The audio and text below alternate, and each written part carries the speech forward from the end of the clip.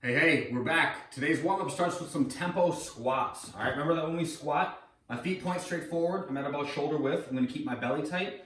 For the tempo, we're gonna do a 3-second descent and then we pause for 1 second in the bottom, but we're pausing in an active position. So like not fully bottoming out in our squat, but a position that you control. So 1, 2, 3, and then I hold for 1 second and then stand back up quick. All right, 1, 2, 3, hold for 1 second, an active position, and then stand back up. When we get done with those, we're doing bicycles. So I'm gonna lay on the ground. I'm gonna put my legs out in front of me and I'm gonna bring my right elbow to touch my left knee and then switch. Okay, each time you come up counts as 1. After that, we're doing arm circles. We're gonna go in each direction. So just a gentle warm up for the shoulders. Keep those elbows locked out and just go at a steady pace, okay? 3, 4, 5, get 15, and then turn around, okay? Just small circles is fine. We're just trying to get the shoulders gradually warmed up. After that, we're doing high knees, just running in place. Okay, knees lift up nice and high. Pretty standard for the warm-up.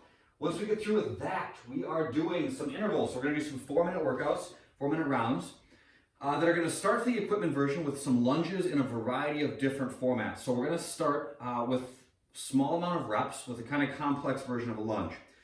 We're gonna take a pair of dumbbells, we're gonna put them up overhead, all right? So if you guys have problems with this, don't force it, meaning if your shoulders are sticky, if you have back, if this caused your back to hurt or anything, don't force this overhead position.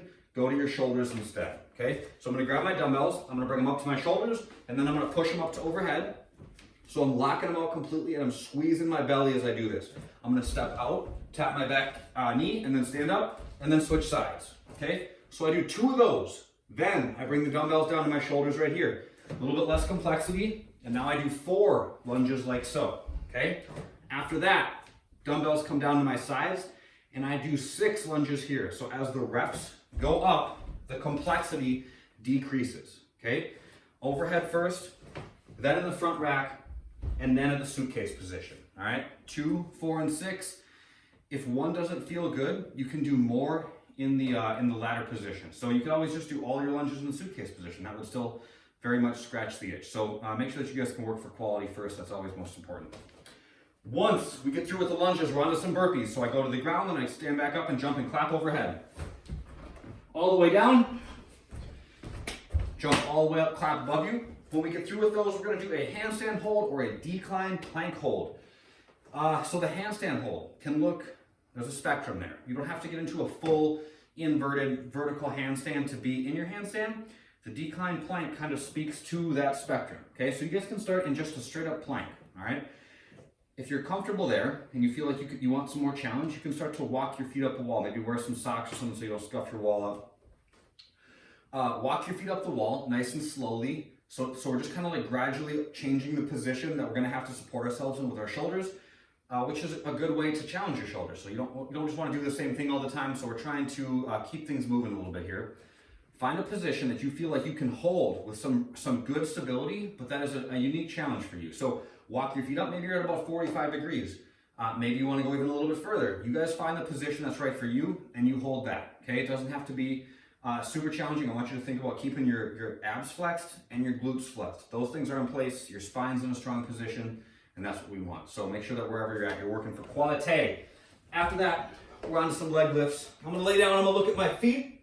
I'm gonna squeeze my belly. I'm gonna lock my knees up. So I'm thinking about squeezing my quads, lock my knees, lift my legs to vertical, then come back down, okay? Think about keeping your shoulders up off the ground as you do these. Don't, if your shoulders are on the ground and you're looking at the ceiling, it's easy for your back to kind of arch up off the ground. So looking at my feet always helps me think about keeping my back on the ground so that that's in a stronger position.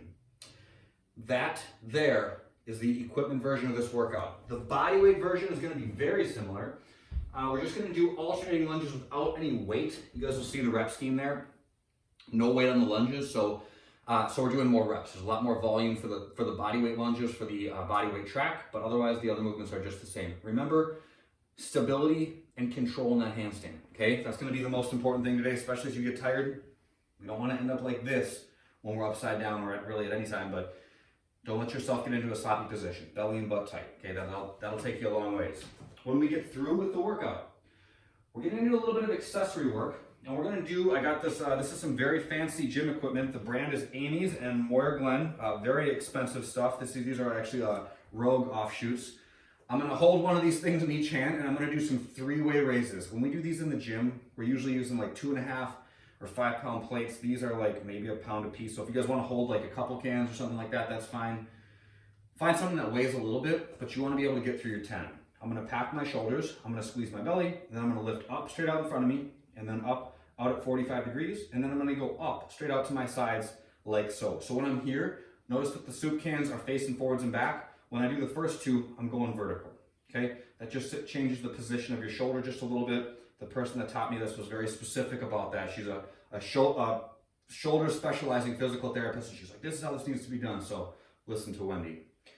Up straight out in front, up out at 45 degrees, and then up out at 90 degrees to your shoulders. You're gonna do that 10 times, rest for a second, do it again, rest for a second, do it again. You should be able to get through all your 10, okay? But it should be challenging by the time you get done. So if you need to adjust the weight, please feel free to do so. When we get done with that, we're gonna get into, no big deal, just the front splits, which I can definitely not demonstrate, but I'm gonna show you what it will look like for me. I'm gonna get into starting a lunge, all right? So I'm gonna get into a lunge here. This is just where I would hold a typical lunge, okay? If we were just kind of stretching, this is what it would look like for me. Then I'm just gonna work my way a little bit further forward with my front foot and a little bit further back with my back knee, okay? So what I'm going for is eventually I'm putting my knee as far back as I can get, and I'm gonna work until this leg is extended, okay? So I still got a little bit more room there. I'm gonna work back a little bit further, okay? Now I'm starting to get to the point where I'm like, okay, I feel some pretty significant stretch here. This is probably where I would hold, okay? So we're just gonna spend 3 minutes per side like so. You can switch on the minute if you'd like. I would encourage you just to try to stay 3 minutes per side without switching. I think you'll be able to get into the stretch a little bit further that way. Try not to go to the point where your body, like your mind wants to get you out of that stretch right away. That's what's gonna make that super agonizing, and you'll probably be kind of fighting yourself in that you won't be super comfortable, so you won't be able to relax into the stretch. So find some tension, but don't feel like you need to find maximum tension for it to be productive, okay? 3 minutes per side, and then that is that. I'll be back on the next one. Until then, you guys have a good day. I'll see you all around. Later.